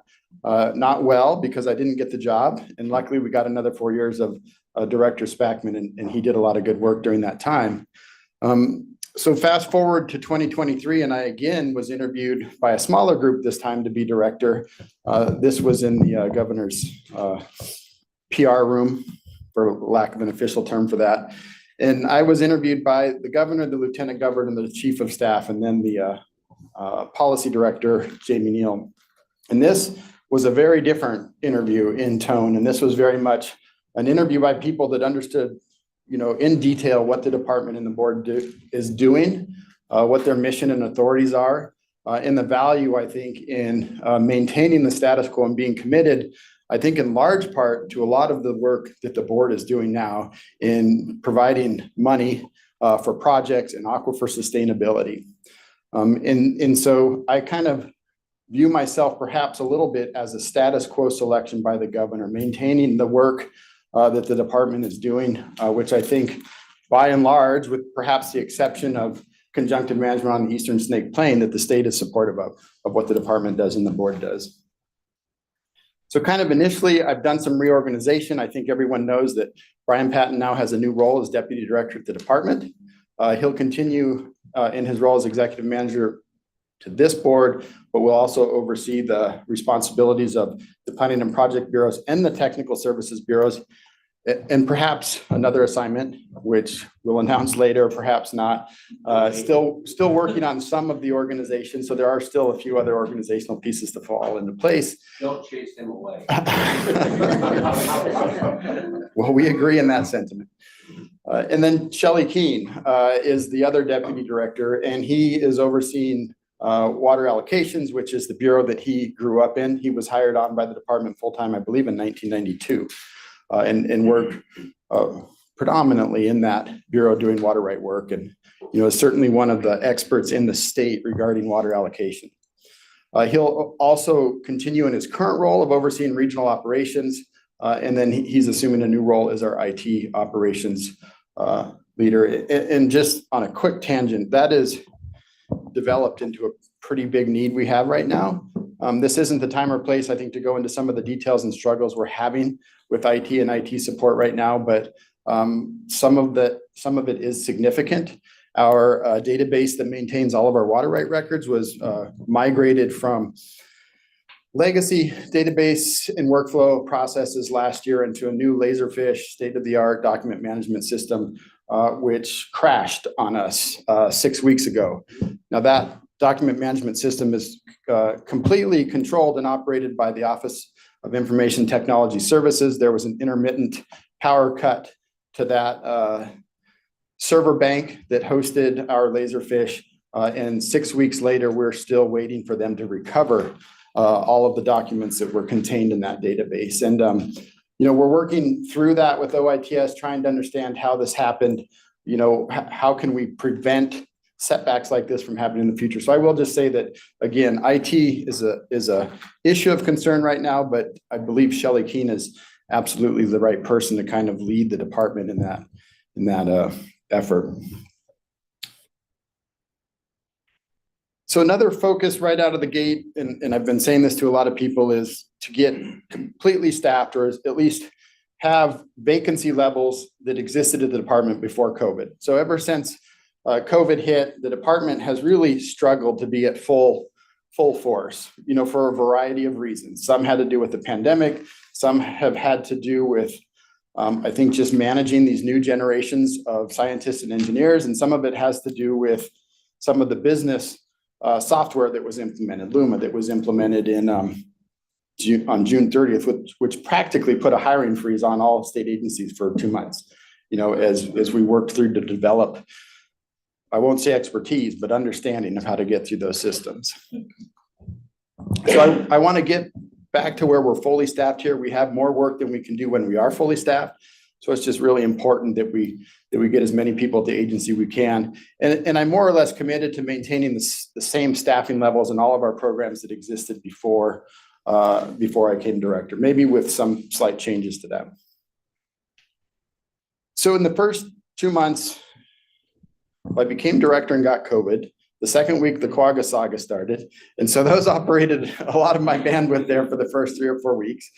But then I was able to get Matt Anders, our bureau chief and technical services, kind of on top of the Quagga matter. And he did a good job seeing that through. And hopefully we've eradicated the Quaggas from the Snake River. We won't know until next spring. But after that, I spent a lot of time traveling and meeting with water user groups and water user individuals. I have been across the southern side of this state many times in the last 8 weeks. And I have heard a couple similar messages from water users. One is that the director needs to be more available to the water users for communication and to help work to solve water user issues. And I think perhaps hand in glove with this is the sentiment that I've also heard from many water users, which is the director should avoid or at least limit initially being the hearing officer in kind of these large contested case matters that exist in some of the basins. And by being front and center and the hearing officer on those issues, it again limits the director's ability to work with water users to hopefully resolve those in informal ways. And I know we've had directors in the past that did not have as significant of a hearing officer role as our previous director had. And so I am very much committed to the idea of finding and working with independent hearing officers to hear some of the matters that come to the department. That being said, the way that our statutes and rules are set up, the director is ultimately the presiding officer over these matters. And so though we can hopefully get good independent hearing officers to initially hear these cases, but they do come to the director eventually.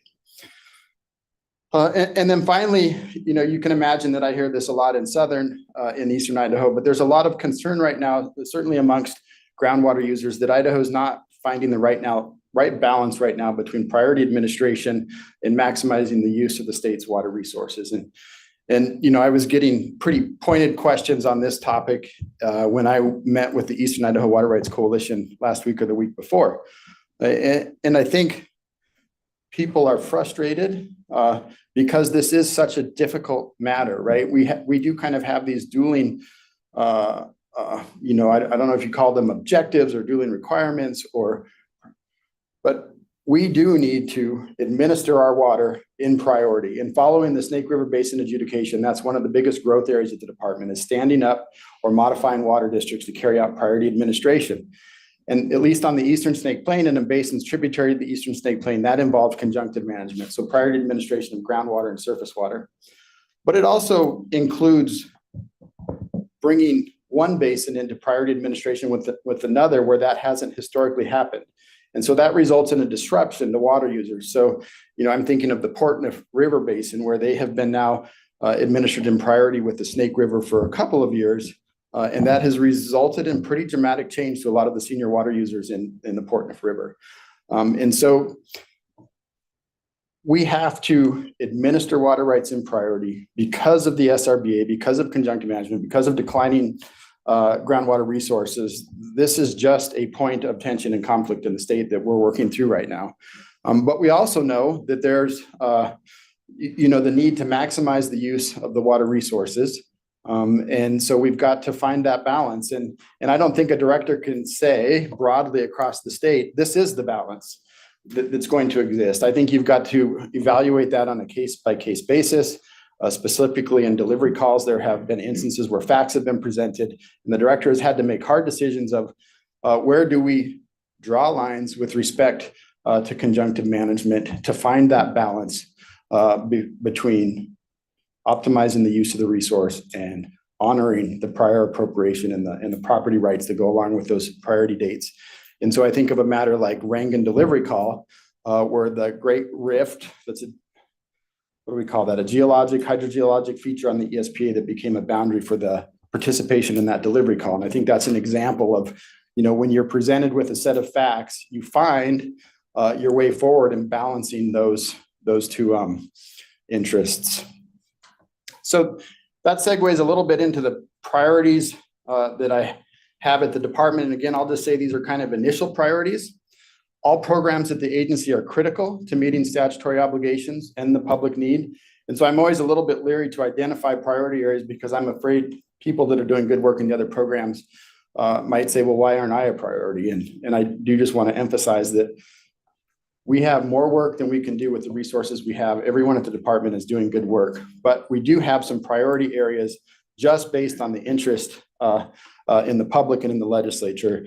And of course, these are going to be familiar to them because 3 of the 5 that I've identified here are board projects. And I'm thinking of recharge, cloud seeding, and then of course, the projects and programs that you're doing now through the loan and grant programs to get money out for aging infrastructure, for aquifer sustainability projects, for evaluating and analyzing our water resources. So those are just, getting a lot of scrutiny right now. One thing I've been saying to the water user groups is that what gives me anxiety as a new director, one thing is all the money that you, in your good judgment, are awarding and committing to these efforts. Just off the top of my head, I wasn't paying as close attention as I probably should have to the financial reports, but we have about you have about $250 million that you're awarding of ARPA funds. You have about $299 million with interest that you have through general fund appropriations from the state. And then you're getting ongoing appropriations of about $11 million right now. And, with the awarding of that money, identifying projects comes a lot of responsibility, but also a lot of scrutiny of how we're spending that money and getting it out. And I just can't stop sharing that map that we've stood up on our webpage that shows all of the projects across the state, kind of categorizes them by symbology. You can then click on those and drill in and you can get some understanding of how the money was spent. And then, the work that staff and Steve are doing to create, these marketing cut sheets, I think of them as a way to let the public know at a somewhat deep level, but also at a shallow enough level that they can be easily consumed, how this money is getting spent and how it's benefiting people, because I think it is getting spent wisely. But we are right now, because of the money that are coming in the department, dealing with or have just recently resolved 3 separate audits regarding different funds within the department's budget. So, that's one form of scrutiny that we're getting on how we're spending the money. And we have tools that we've developed internally to make sure that we know how much money's getting allocated to the different pots and the different projects. And I think we probably need to be sure and emphasize that those tools are getting appropriate rigor and scrutiny to make sure that everything's reconciling at the end of the day, that we can reconcile our budget and dedicated funding numbers in LUMA and with the SEO to those tools and worksheets that are used by the board. Two other, I think, areas of focus right now are, of course, administration. I think the department for more than 100 years was the department that allocated water, that handed water out. And sometimes we would hand that out with less, I guess, review and scrutiny as other times. But certainly those days are several decades in the rearview mirror now.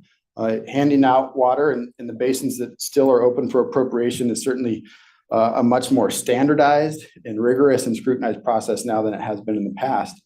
But probably, aside from the adjudication, that's a program that's at least stable or perhaps declining in workload, whereas water administration, so working with water districts to administer water use and priority, that's a growth area at the department. We have many decades of work right now just to realize our statutory obligations to build out water districts in all adjudicated basins. And, perhaps not this year, perhaps not next year, but at some point in the near term, we're going to have to think about how we're going to resource that program and that mission here at the department. And then the adjudication.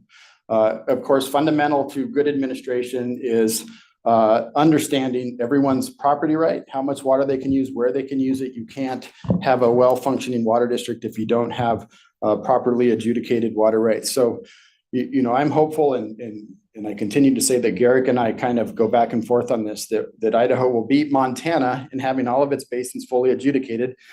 He doesn't think we're going to do it, but I want to continue to put that out there as an objective.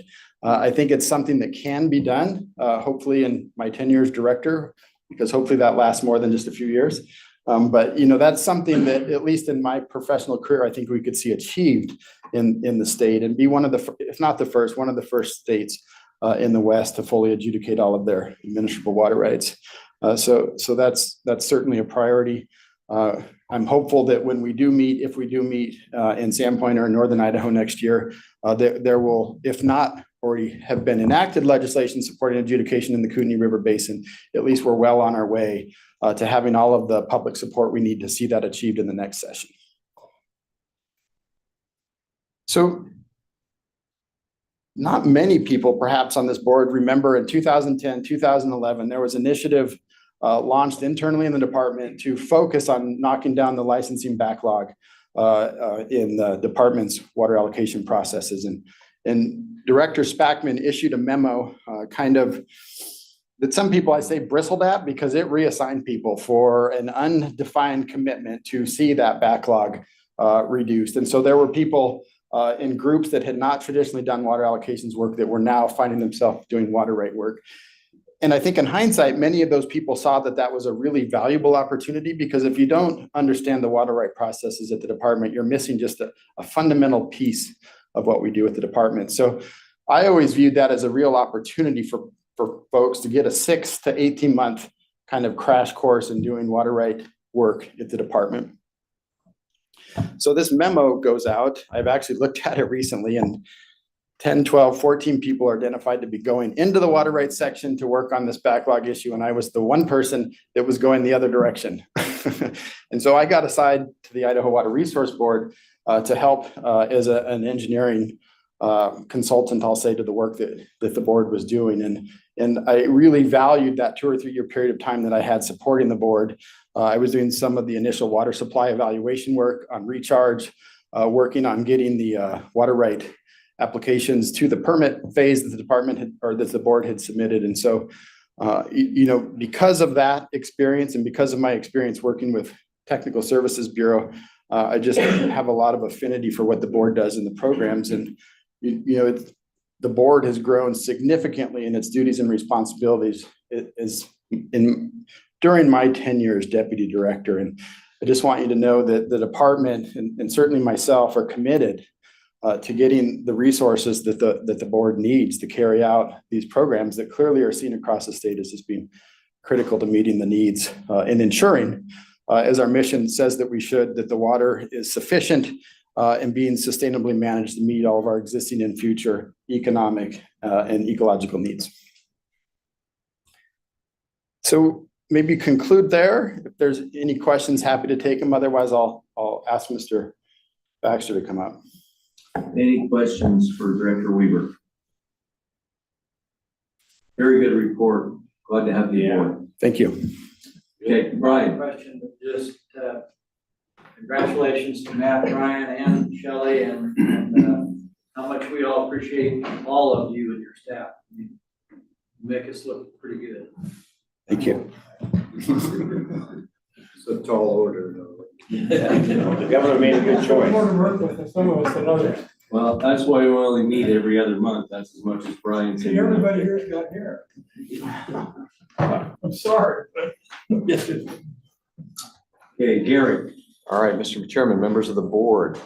Judge Wildman issued a decision yesterday that Director Weaver asked me to come up and brief you on here briefly. A little bit of background.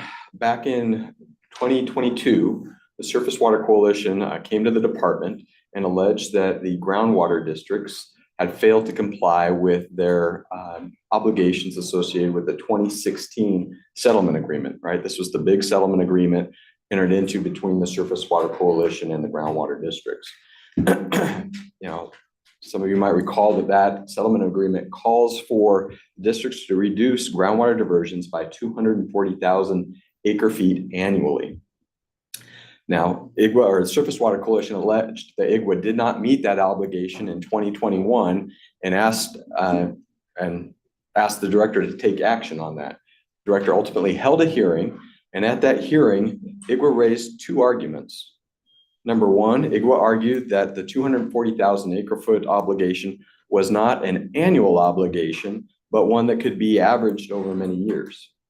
Their second argument was that the members' proportionate share of that obligation was something less than 240,000 acre feet. Some other groundwater users, they alleged, were responsible for some of that 240,000 acre foot obligation.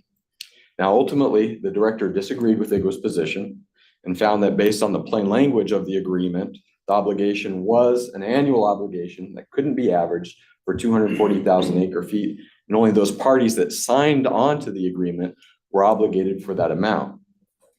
Now, ultimately, IGWA appealed that decision to Judge Wildman, and Judge Wildman again yesterday issued his order. And in that order, he affirmed the director's decision in that case. Judge Wildman concluded, based upon the plain reading of the agreement, that the mitigation plan, this is a quote, unambiguously requires a reduction of groundwater diversions in the amount of 240,000 acre feet each year. The court also rejected IGWA's attempts to introduce what we call extrinsic evidence, so evidence outside of the agreement that IGWA was trying to point to say, hey, that number should be something different. The court said you can't point to that information that's outside of the four corners of your settlement agreement. Now, Judge Wildman also concluded that the 240,000 acre foot obligation is the responsibility of the signatory members. For example, IGWA had suggested that A and B irrigation district, who specifically did not sign the agreement as a groundwater user, and also Southwest Irrigation District, who was also a groundwater district, IGWA alleged those two entities should be responsible for some of the obligation, and so the 240,000 should be reduced. The court said no. The Judge Wildman pointed to language in the mitigation plan and said that, quote, ongoing activities required pursuant to the plan are the responsibilities to the parties of the mitigation plan. And he pointed to the director's order, the director's order that originally said that. The judge said IGWA had failed to appeal the director's earlier decision, saying it was obligated just to the signatories, and because IGWA had failed to appeal that earlier decision, they were now bound by that. So what does this mean going forward? That's a good question. We'll have to wait to see whether or not IGWA appeals that decision up to the Idaho Supreme Court. We do currently have another breach action pending before the department. There was an allegation that IGWA also breached in 2022. Director Spackman had issued an order saying, yes, there was a breach. Interestingly enough, this time the Surface Water Coalition asked for a hearing on that decision with regards to how the director deals with curtailment associated with that. And so that action is still pending before the department. I imagine now that Judge Wildman's decision has been issued in this case, we'll start moving that other matter forward as well. So you might see a little bit of action moving in parallel if, for example, IGWA appeals this decision to the Idaho Supreme Court. With that, Mr. Chairman, I'm happy to stand for any questions. Any questions for Gary? So the battle goes on. It does continue. Okay, all right, thank you. Appreciate that update on short notice. Okay, we are down to non-action items for discussion. Do you have anything, Brian? I do not. Okay, Brian? Pat? Dale? I'm good. Joanne? Dean? Al? Good. Mark? No, thank you. Okay, I think we are to the very last item. Our next meeting will be, Next meeting, Mr. Chairman, January 19th, same week as the IWUA meeting. We likely will need a special board meeting sometime around the first week in December to execute the agreement with the Mountain Home Air Force Base contractors. And we'll likely need a couple of committee meetings between now and January. Thinking probably stream flow meeting, probably a finance committee meeting, maybe a storage committee. okay. All right, I think Jennifer's already queried us for available. Do we know when that meeting's gonna be in first part of December? We do not yet. I think Jennifer is looking for dates right now. Do you have a specific conflict? 4th through the 7th, I'm gonna be in Iowa. Okay, I think, yeah, 4th through the 7th. you've already submitted that to Jennifer. Yeah. Okay, she's going to, put a spreadsheet together or something, see if she can't find it at least 2 or 3 times in the next Well, it 60 depends how long days. it'll be. I might be able to step out for that. Yeah, okay, well, we will try to accommodate everyone's schedule to the greatest extent that we can. And with that, entertain a motion to adjourn. I so move. Been moved, second? Second. All in favor, say aye. Aye. Meeting adjourned, thank you one and all.